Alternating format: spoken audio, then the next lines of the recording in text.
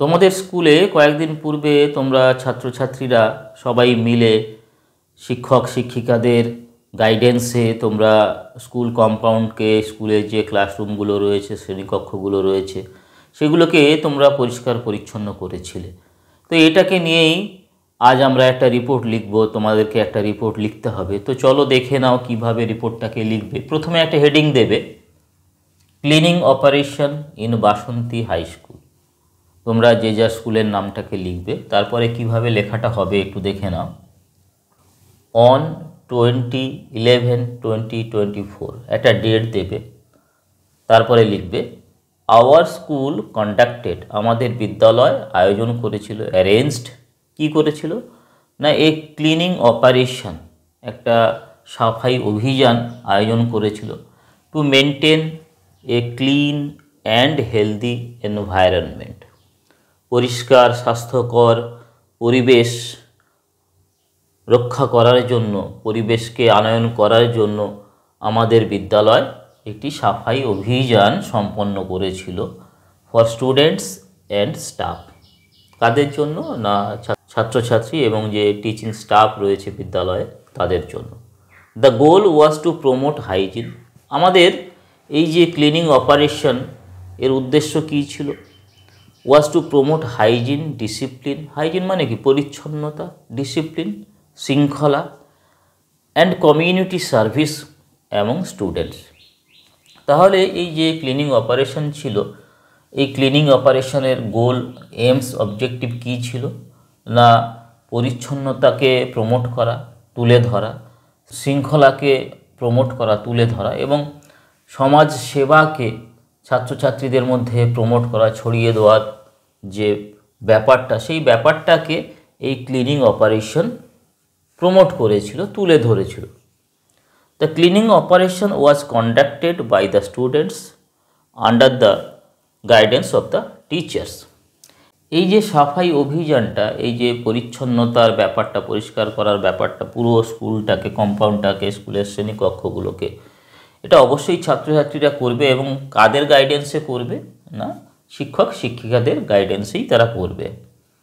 The operation started early morning, এই কর্মসূচিটা খুব সকালে তাড়াতাড়ি এটা শুরু হয়েছিল। এভরিওয়ান ওয়ার্কড টুগেদার, সবাই একসঙ্গে মিলেমিশে কাজ করেছিল। প্রথমে কি হয়েছিল, দ্য ক্লাসরুমস ওয়ার সোয়েপ্ট, যে শ্রেণীকক্ষগুলো রয়েছে সেগুলোকে ঝাঁটানো হয়েছিল। And letter cleaned with phenyl water, তাহলে ঝাঁটিয়ে পরিষ্কার করার পরে সেই শ্রেণীকক্ষগুলোকে ফিনাইল দিয়ে পরিচ্ছন্ন করা হয়েছিল, পরিষ্কার করা হয়েছিল। The school compound littered with thrown away food packets and plastics, স্কুলের যে চত্বর, কম্পাউন্ড, সেটা ভীষণভাবে স্তূপে পরিণত হয়েছিল, জঞ্জালে পরিণত হয়েছিল।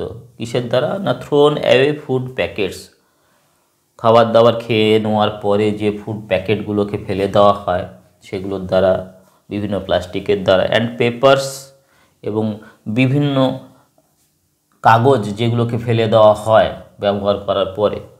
ওয়াজ অলসো ক্লিনড, এই স্কুল কম্পাউন্ডটাকেও পরিষ্কার করা হয়েছিল।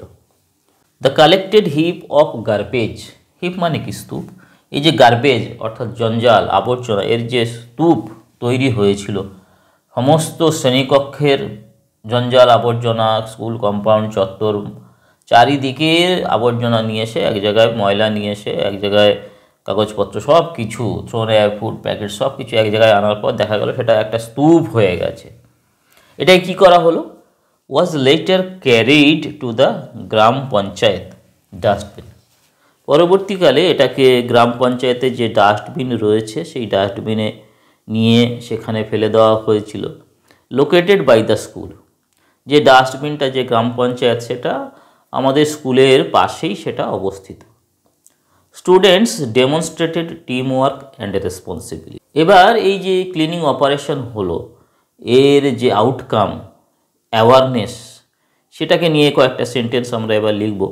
Students demonstrated team work and responsibility, দলগত প্রচেষ্টা, রেসপন্সিবিলিটি, দায়বদ্ধতাকে রেসপন্সিবিলিটি মানে কি? দায়বদ্ধতা।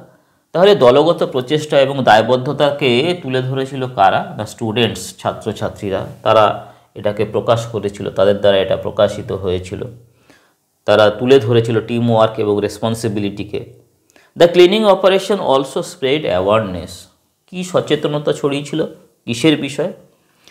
অ্যাবাউট এনভায়রনমেন্টাল কনজারভেশন, পরিবেশ সংরক্ষণের বিষয়ে অ্যাওয়ারনেসকে তুলে ধরেছিল। অ্যান্ড হেলথ, এবং স্বাস্থ্য সচেতনতাকে তুলে ধরেছিল, প্রমোট করেছিল, রেজ করেছিল, স্প্রেড করেছিল।